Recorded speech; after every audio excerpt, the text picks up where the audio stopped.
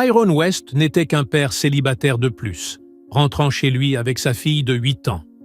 Mais ce soir-là, sous la pluie battante du Bronx, un cri venant d'une ruelle obscure a tout changé. En moins de 10 secondes, il a neutralisé 2 hommes armés et sauvé une inconnue. Sa fille a tout filmé et posté sur les réseaux, sans savoir que cette vidéo allait révéler le plus grand secret de son père. Un secret qu'elle ignorait elle-même. Mais avant de commencer cette histoire, dites-nous en commentaire d'où vous regardez cette vidéo. C'est toujours fascinant de voir jusqu'où nos histoires voyagent. La pluie tombait comme un rideau épais sur le Bronx ce vendredi soir. Tyrone marchait main dans la main avec sa fille de 8 ans, Aaliyah, sur le chemin du retour après avoir mangé une pizza. La petite tenait la boîte à pizza sous sa veste rose à capuche, ornée d'une corne de licorne.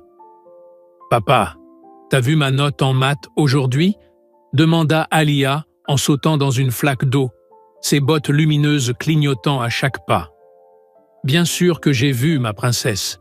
Tu as eu 10 partout. »« T'assures grave !» répondit Tyrone en remettant le capuchon de sa fille correctement contre la pluie qui redoublait. À 35 ans, Tyrone avait l'allure simple et fatiguée de ceux qui en ont vu. Jeans tachés de ciment, vieilles bottes de chantier, blouson noir usé. Ses mains calleuses portaient les traces d'un labeur incessant. Il se levait à 5 heures tous les matins pour bosser sur les chantiers, porter des briques, mélanger du béton, grimper sur les échafaudages. Un boulot qui brisait les hommes. Mais il ne s'en plaignait jamais. Toute sa vie tournait autour d'une seule personne, Aaliyah. Depuis que Maya était morte dans un accident de voiture, 3 ans plus tôt, il s'était juré d'être à la fois père et mère. Il cuisinait, nettoyait, tressait les cheveux d'Aaliyah, allait aux réunions à l'école. Rien d'autre ne comptait. Tant qu'Aaliyah était heureuse et en sécurité, il pouvait tout supporter. « Papa, la maîtresse a dit que je serais une princesse dans la pièce de théâtre de l'école. »« Bien sûr que je serai là. Au premier rang, comme toujours. »« Tu promets, même si t'as du boulot ?»« Je te le promets. Rien n'est plus important que toi. » Aaliyah lui adressa un grand sourire satisfait. Pour elle, Tyrone était l'homme le plus fort du monde. Son héros. « Papa, quand est-ce que maman revient ?» La question surgit de nulle part. Aaliyah n'avait pas encore totalement compris la mort. Tyrone sentit ce pincement familier au cœur. « Maman est au ciel, tu te souviens? Elle veille toujours sur nous, de là-haut, et elle serait très fière de toi. » Ils tournèrent dans une rue moins fréquentée, un raccourci que Tyrone connaissait bien. Plus rapide, même si l'éclairage y était faible.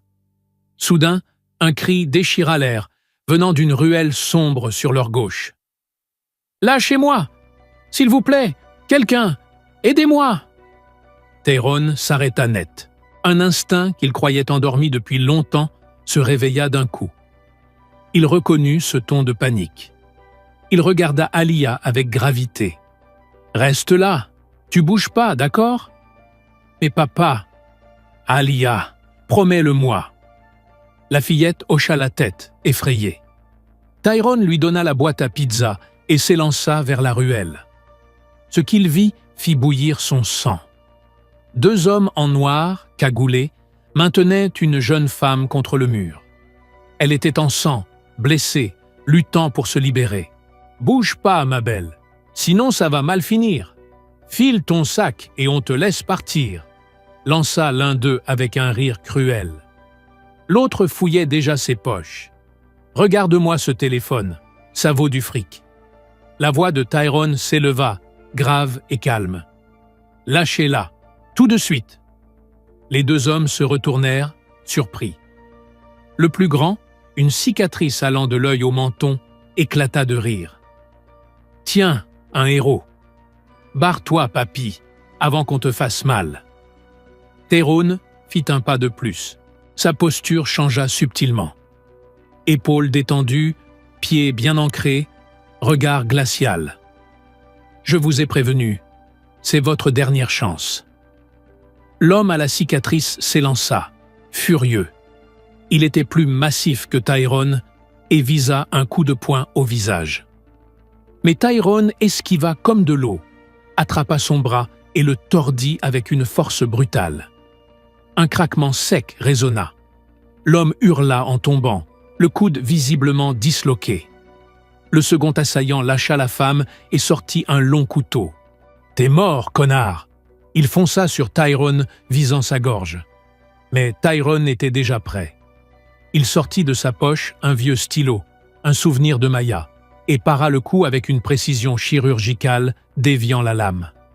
Il attrapa ensuite un bout de bois au sol et frappa violemment le genou de l'agresseur. L'articulation céda avec un angle irréel. L'homme s'écroula en hurlant. Le tout n'avait pas duré 10 secondes. Les deux hommes, armés, étaient à terre. Tyrone, lui, respirait à peine plus fort. Il se tourna vers la jeune femme, toujours tremblante contre le mur.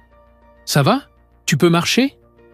Elle hocha la tête, encore sous le choc. « Merci, merci. »« Pars d'ici, vite. Appelle la police une fois en sécurité. » Il l'aida à se relever, la poussa doucement. Elle s'enfuit sans se retourner. De retour à l'entrée de la ruelle, Tyrone sentit son cœur s'arrêter une seconde. Alia tenait le téléphone, les yeux grands ouverts d'admiration. « Papa, t'es un vrai super-héros. Tu les as écrasés comme dans les films. » Tyrone poussa un long soupir. Il prit doucement le téléphone. « Alia, qu'est-ce que t'as fait? T'as filmé? » « J'ai tout filmé. Tout le monde doit voir comment tu l'as sauvé. Les copains vont jamais me croire sinon. »« Non, non, non !» Il tenta de supprimer la vidéo, mais c'était trop tard. Alia l'avait déjà postée. « Alia, tu ne peux pas poster ça. C'est dangereux. »« Pourquoi? Tu es un héros. » Tyrone ne trouvait pas les mots. Comment expliquer à une enfant que la visibilité peut être une menace, qu'il y a des raisons pour lesquelles il vivait dans l'ombre, cachant sa véritable identité? Ce soir-là, une fois rentré, il coucha Alia, lui lut une histoire, puis s'effondra sur le canapé, épuisé. Il prit le vieux stylo, cassé pendant la bagarre, et passa son doigt sur le symbole gravé, une aigle stylisée dans un bouclier. Un emblème que peu de gens auraient pu reconnaître. Un passé qu'il avait tout fait pour enterrer. Il saisit son téléphone, les mains tremblantes. La vidéo avait déjà des milliers de vues. Les commentaires affluaient. Certains l'acclamaient, le qualifiant de héros. D'autres se moquaient, disant que c'était une mise en scène, un fake. Il y avait même des menaces, des gens affirmant qu'il était un justicier illégal, qu'il aurait dû appeler la police, qu'il méritait la prison. Il éteignit le téléphone. Trop. C'était trop. Il ferma les yeux et laissa tomber sa tête contre le dossier du canapé.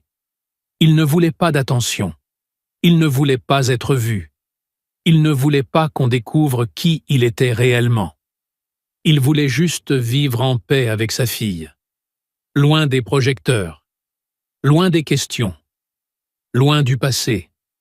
Mais la vie a cette manie cruelle de faire remonter ce qu'on pensait avoir enfoui à jamais.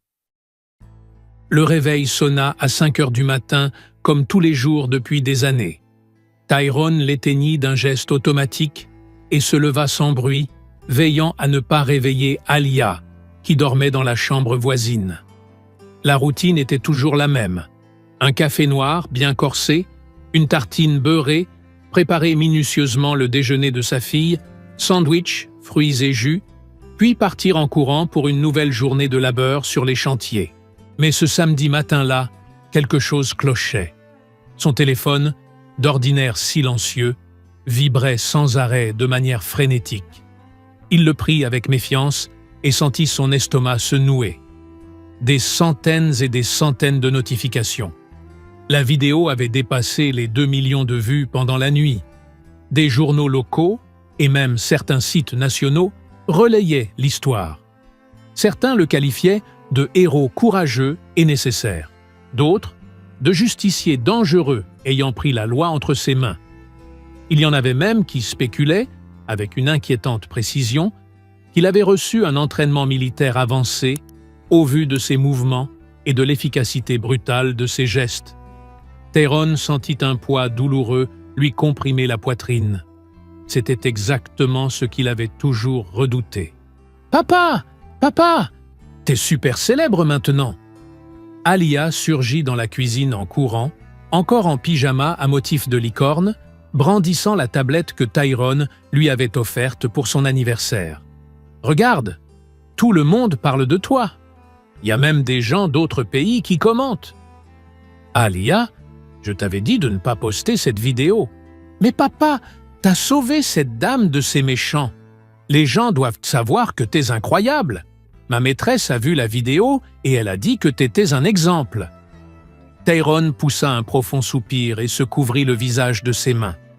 Comment faire comprendre à une enfant de 8 ans que la visibilité peut être dangereuse, qu'il avait de très bonnes raisons de vivre dans l'ombre, que certaines personnes ne doivent tout simplement pas être vues? Des coups forts et assurés à la porte d'entrée interrompirent ses pensées. Tyrone fronça les sourcils, perplexe. Personne ne venait à cette heure-là. En vérité, personne ne venait jamais. Il se dirigea prudemment vers la porte et jeta un coup d'œil par le judas. De l'autre côté, une femme à l'allure élégante attendait, patiemment. 2 gardes du corps imposants, en costume noir et lunettes de soleil, l'encadraient. Tyrone ouvrit la porte lentement, la chaîne de sécurité toujours enclenchée. « Je peux vous aider ?» La femme lui adressa un sourire poli, mais ses yeux vert émeraude brillaient d'une intensité peu commune. « Monsieur West? Tyrone West? Je m'appelle Louis Harper. Puis-je entrer? Il est impératif que je vous parle de ce qui s'est passé hier soir. C'est très important. » Tyrone hésita un long moment, mais il y avait quelque chose dans sa posture, dans sa voix assurée, qui le poussa à reculer. Il ouvrit la porte. Louis entra avec une aisance maîtrisée, suivi de près par ses gardes, qui restèrent postés à l'extérieur, en alerte. « Vous êtes qui, exactement ?» demanda Tyrone, les bras croisés, sur la défensive. « Je suis PDG de Harper Industries, l'une des plus grandes entreprises de technologie et de sécurité de la côte Est. Et la jeune femme que vous avez sauvée hier soir dans cette ruelle, c'est ma petite sœur, Jasmine Harper. » Tyrone eut l'impression que le sol se dérobait sous ses pieds. Harper. Ce nom résonna dans sa tête comme un écho du passé, réveillant des souvenirs qu'il avait enfouis très profondément. Louis continua, scrutant attentivement sa réaction. « Jasmine va bien, grâce à vous. Elle a passé la nuit à l'hôpital pour des examens. Rien de grave sur le plan physique, quelques bleus, des égratignures, mais elle est encore sous le choc. Je suis venu moi-même, dès la première heure, pour vous remercier du fond du cœur, et aussi parce que j'ai fini par vous reconnaître. » Me reconnaître? Tyrone força sa voix à rester neutre, impassible. Louis fit un pas mesuré en avant et désigna la table basse. Son regard se fixa sur un objet posé là, un vieux stylo brisé. Ce symbole gravé là. Je le connais très bien. Vous faisiez partie de l'unité Oméga de protection, n'est-ce pas? Vous étiez l'un des agents chargés de la sécurité de ma famille, il y a 8 ans. Tyrone ne répondit pas. Son visage restait de marbre, mais son cœur battait à tout rompre. « Je me souviens très bien de vous, Tyrone, » dit-elle, sa voix s'adoucissant, gagnée par une émotion sincère. « Vous avez sauvé mon père d'un attentat. Vous avez vu la bombe, crié l'alerte, et vous vous êtes jeté devant lui. Vous avez pris 3 balles, 2 dans la poitrine, 1 à l'épaule. Les médecins ont dit que c'était un miracle que vous ayez survécu. Et puis, quelques mois après votre rétablissement, vous avez disparu.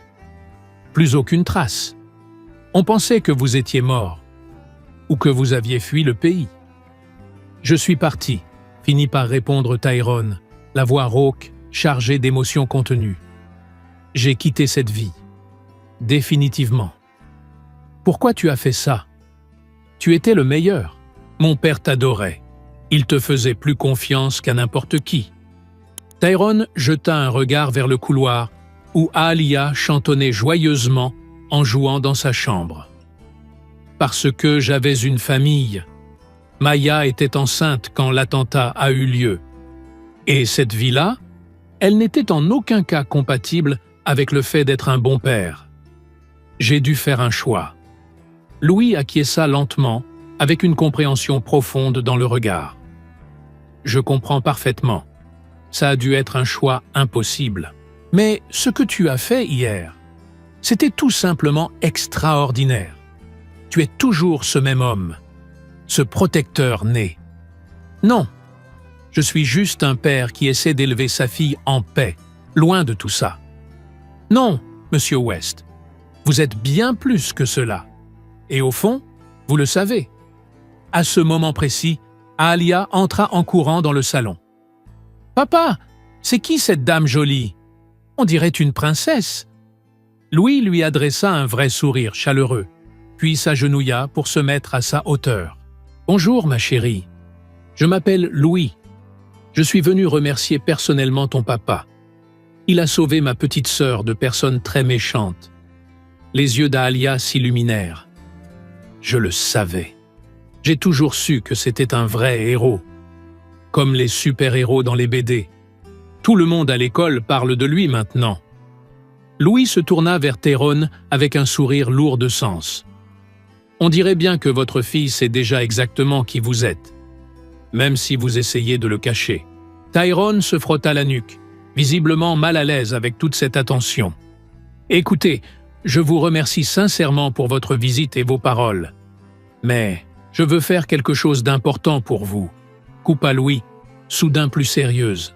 « Quelque chose de significatif. Vous avez littéralement changé ma vie et sauvé ma famille. Laissez-moi vous rendre l'appareil. Laissez-moi vous aider. Je n'ai pas besoin d'aide. Je vais très bien comme je suis. Peut-être que vous n'en avez pas besoin. Mais votre fille mérite de connaître toute la vérité sur qui est son père. Et le monde mérite de savoir qu'il existe encore des gens profondément bons. Comme vous. » Tyrone secoua la tête, fermement. « Je ne veux pas de célébrité. Je ne veux pas attirer l'attention. Je veux juste la paix. Je ne vous parle pas de gloire vide de sens. Je vous parle de justice, de reconnaissance méritée, et surtout, de protection.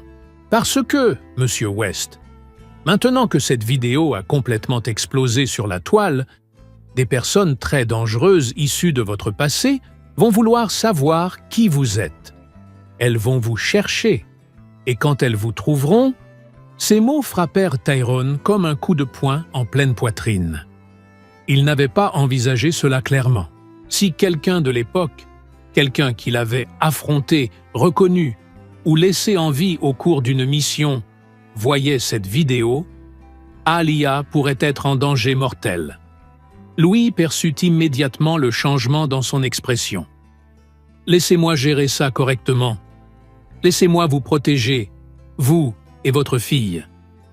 Faites-moi confiance, je vous en prie. » Tyrone regarda longuement Aaliyah, qui l'observait avec ses grands yeux débordants d'admiration et d'amour pur. Puis, il se tourna vers Louis. « Qu'est-ce que vous attendez exactement de moi? Laissez-moi simplement dire la vérité au monde, la vérité complète. » 2 jours plus tard, Louis Harper convoqua une conférence de presse d'envergure. L'événement se tint dans l'auditorium principal du siège de Harper Industries, un bâtiment imposant de verre et d'acier, en plein cœur de Manhattan. Des dizaines de journalistes, des caméras de toutes les grandes chaînes, des photographes et des reporters se bousculaient frénétiquement dans la vaste salle, impatients d'enfin obtenir des réponses. La vidéo de Tyrone avait pris une ampleur nationale. Elle était discutée dans les matinales, les journaux télévisés du soir, et même dans des débats politiques sur le vigilantisme et la sécurité publique. Tyrone, lui, attendait en coulisses, nerveux à l'extrême. Il n'avait aucune envie d'être là.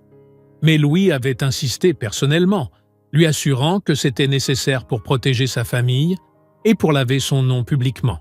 Alia était à ses côtés, serrant fort sa grande main, vêtue d'une robe bleu marine toute neuve, offerte par Louis, avec des chaussures assorties.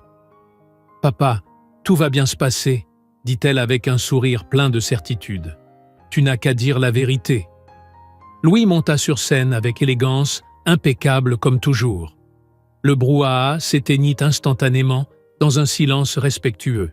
« Bonjour à tous. Merci infiniment d'être venus, même en ce samedi.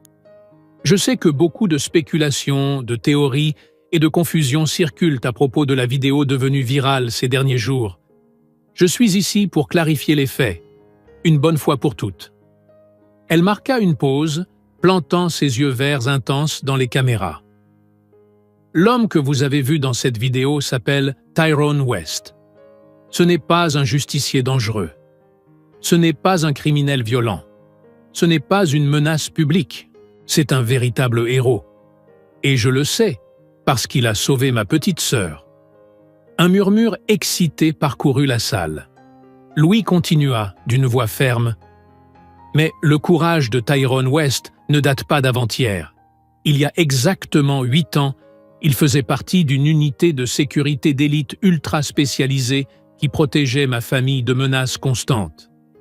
Il était un soldat décoré de l'armée, avec des années de service exemplaires.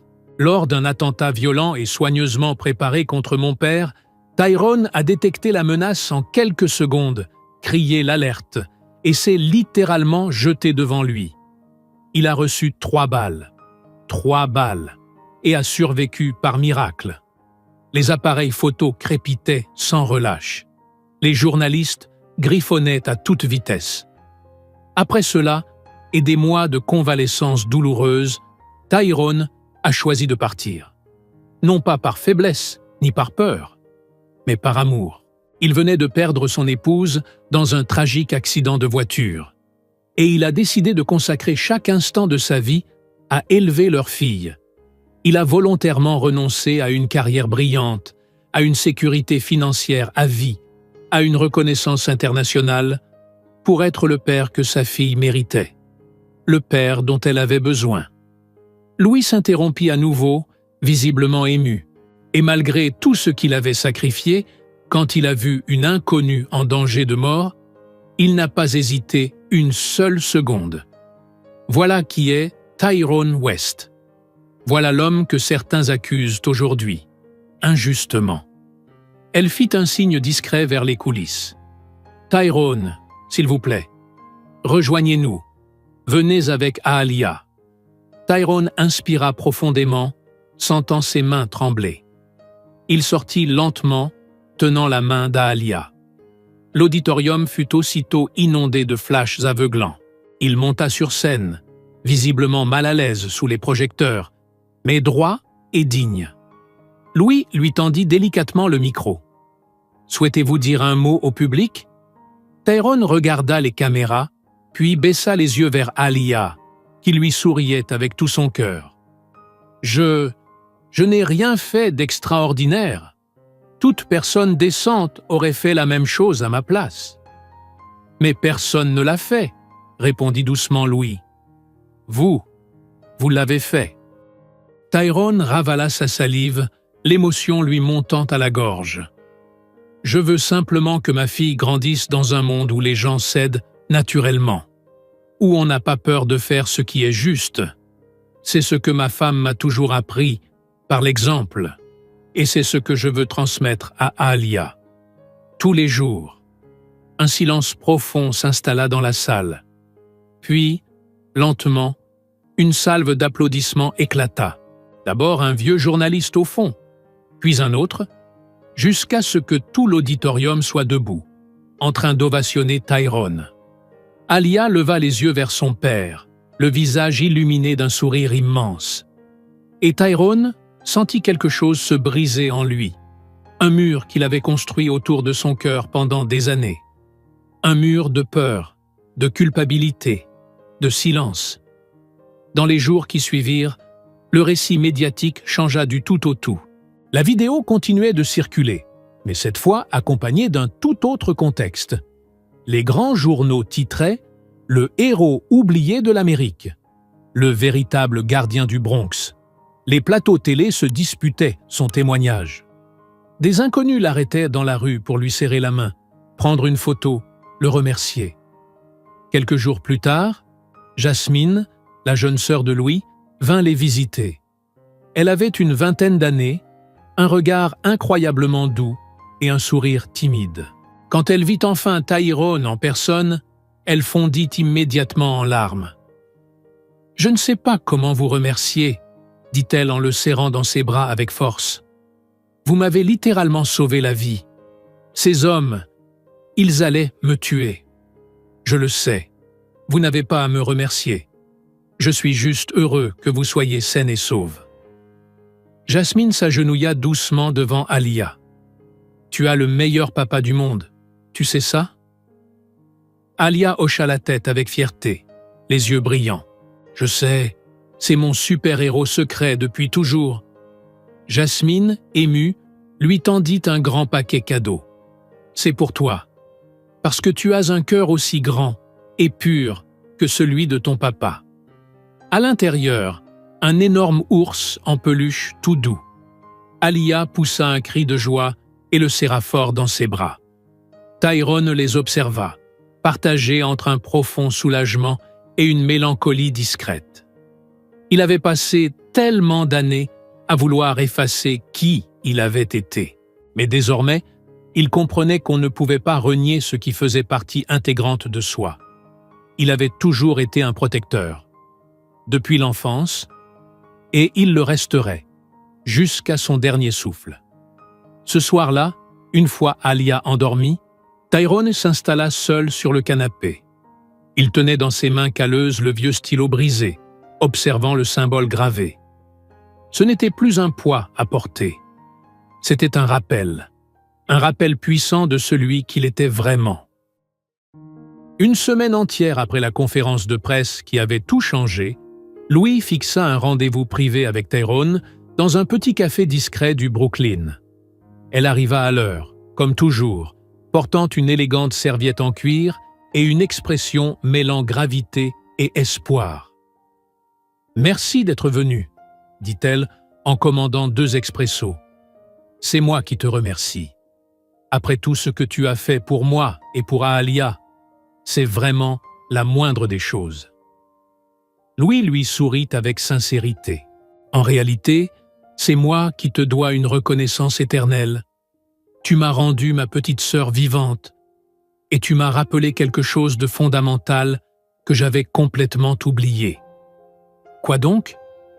Que des gens profondément bons existent encore dans ce monde cynique.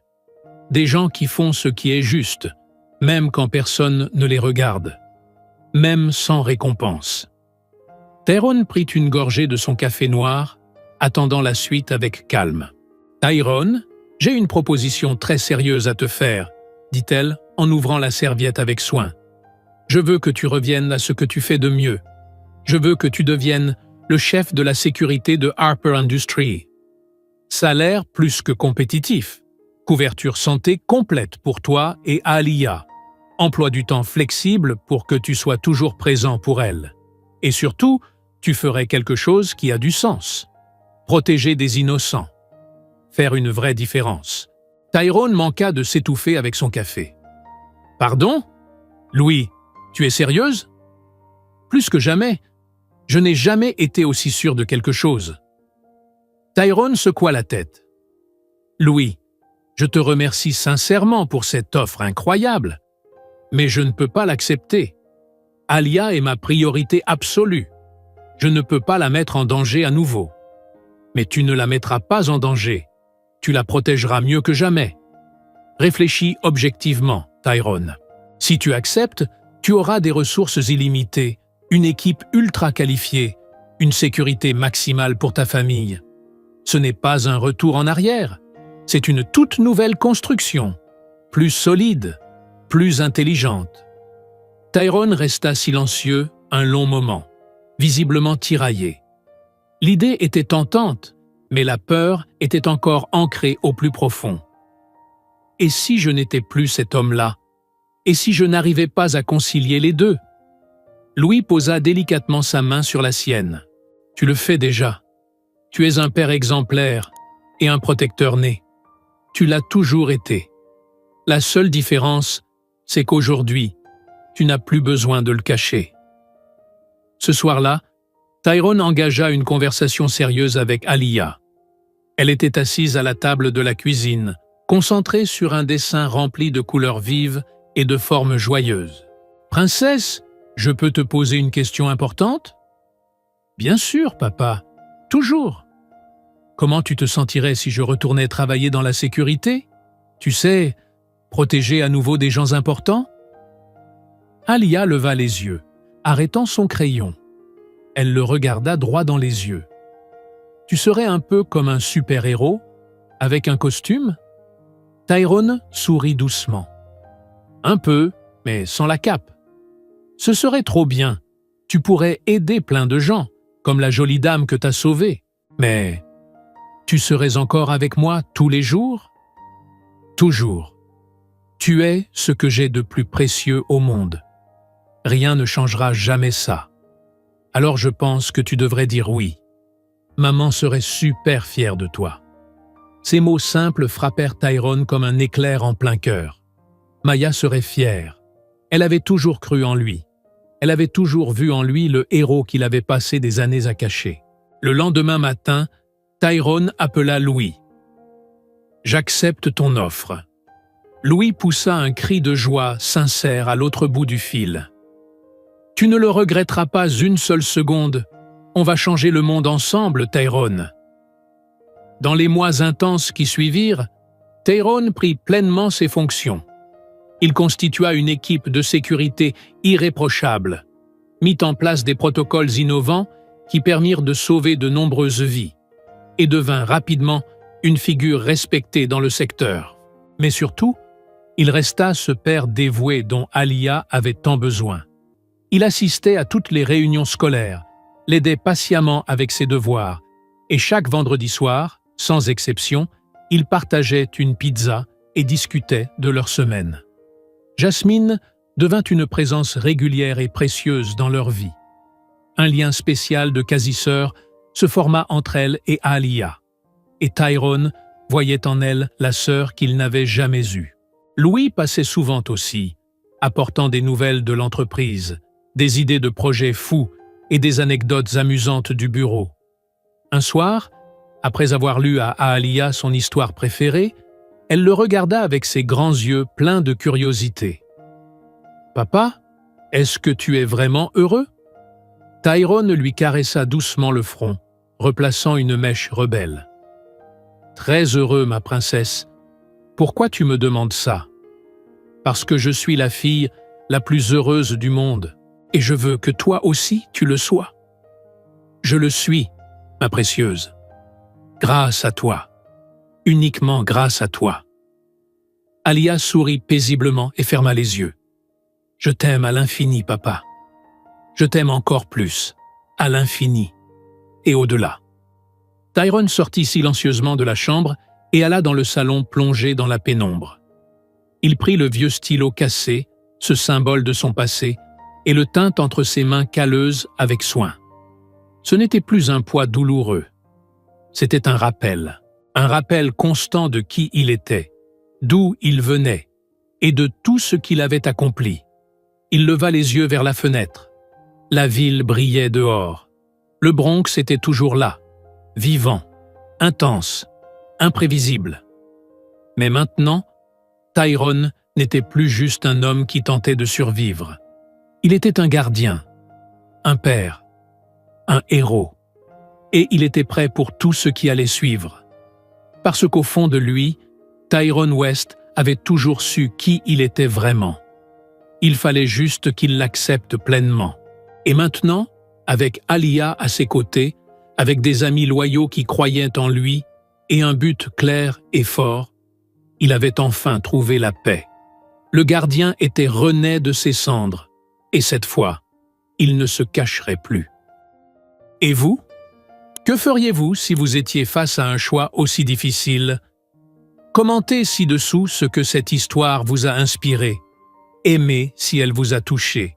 et partagez-la avec quelqu'un qui a besoin de se rappeler que la bonté existe encore. Votre soutien nous aide à diffuser des messages porteurs de sens.